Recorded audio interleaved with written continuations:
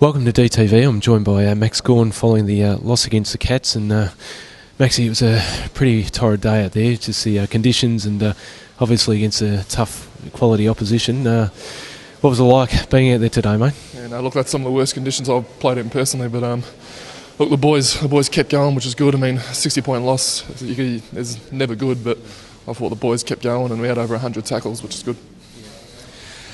What was the sort of mindset coming down today? I mean, a couple of years ago it was obviously a shocker, and we all know about that. But I mean, 2 years on, how are the boys sort of coming down here, entering today? And whilst it was such a tough conditions, how are the boys? Look, no one really mentions that two years ago that big loss. Coming down today, it was a clean slate. The boys knew what they had to do. It was raining on the way down, so I had a bit of time to get in that mindset for wet weather footy, and I thought we came out really well. But I mean, they're a really class outfit, and hopefully we'll get there in the next couple of years. Yeah. Inside 50s are really hard to come by today. What do you sort of put that down to?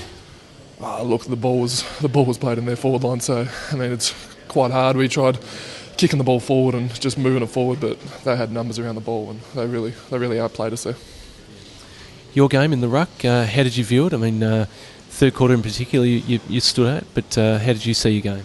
Look, it's never easy when there's 130 stoppages. I mean, Fitzy got subbed off there in the third quarter, so I mean I had about a quarter and a half to do it on my own. So I was pretty rooted by the end of it. But look, I thought I drew even with Dawson. He's a pretty good ruckman as well.